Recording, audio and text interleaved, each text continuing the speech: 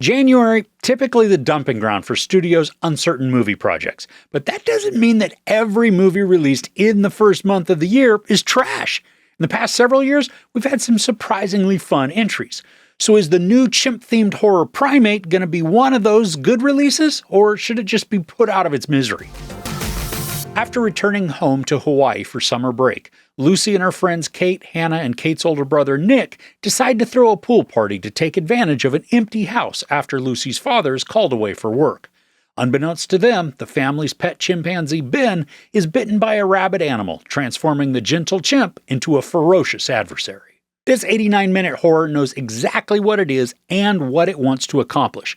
And after a very brief intro with the characters, the chaos and the carnage begin, along with some squirm-inducing tension that then carries through the remainder of the runtime. Now, if you're looking for deep messages or maybe some sort of social commentary, this movie is not delivering that. But if you do want face-tearing, chest-thumping, all-out animal ragey violence, Primate gives all of it to us. Now, the character development, it's kept to a minimum, but we're given enough through family interactions to at least develop a tiny bit of connection and concern for the members of the family who have been as a pet. Lucy, played by Johnny Sequoia, is a smart character. In fact, pretty much all of the characters react in intelligent ways that contradict the typical slasher movie tropes. And this most certainly could qualify as a slasher with the visual focus that we're given once the chimp goes apecrap. But Lucy, she uses her wits to make measured and smart choices, only risking danger when absolutely necessary. Now, deaf actor Troy Kotsur plays Lucy's dad, and the deafness, it's used creatively in a suspense building of the story.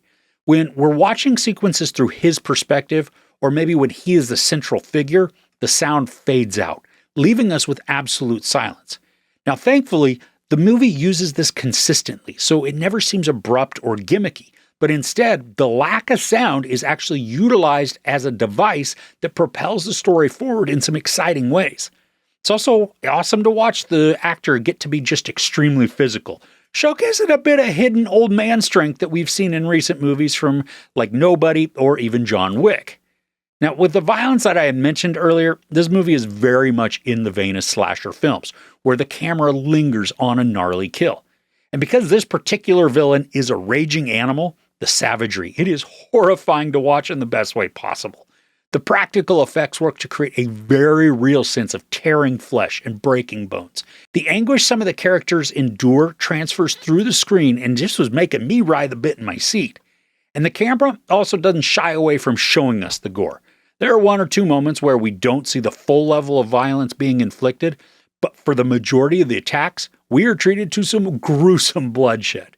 And this is the kind of gory horror we need for a film like this. As I've mentioned before, this isn't a deep or complex storyline. The plot promises heinous brutality, and that's what it provides. And I appreciate that there is also a little bit of downtime too. We get brief reprieves from the carnage, but they're only long enough just for us to catch our breath and then have our heart rate approach a more normal state before plunging right back in with the freaky animal rampage. And I think it's less than 10 minutes into the story when we're shown the first bit of viciousness. So there isn't time wasted in setting up the tone for what's to come. Now, another element that works in the movie's favor to keep the anxiety high, it's the score. It reminded me a lot of World War Z, where we have this driving piano or guitar beat that is both melodic and intense, creating this sort of emotionally confusing sensation. And there are times when the score will be reduced so that it's not very prominent, but it's still lingering in the background, just never letting our subconscious forget about the impending terror that all the characters are facing. Now, there is some predictability within the story, where the arcs are mainly telegraphed well in advance, and then the progressions, they're obvious too. But since this wasn't a mystery, the tension didn't rest on anticipating what was coming, and in some instances, knowing it actually enhanced that dread.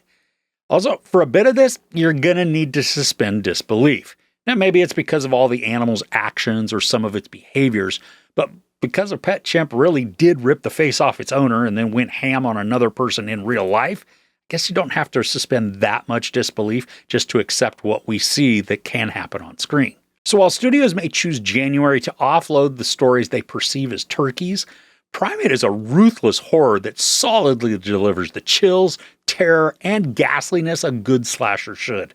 The storytelling isn't complex or deep, and the character development is kept to a minimum, but we're still presented with a horrifying slasher full of excellent practical effects and an immense amount of unease. While this isn't the most creative of stories, it's exciting and fun, and worth checking out with a group of friendly hominids. There's no sex or nudity, a lot of profanity, and then, of course, a bunch of gruesome violence. I give Primate 4 out of 5 couches. So, are there any horrors that you're looking forward to seeing in the coming year? I'd love to hear about them in the comments below. If you enjoyed this review, please give it a like. Also, don't forget to share and subscribe. I'm Chris. This is Movies and Munchies. Thanks for couching with me.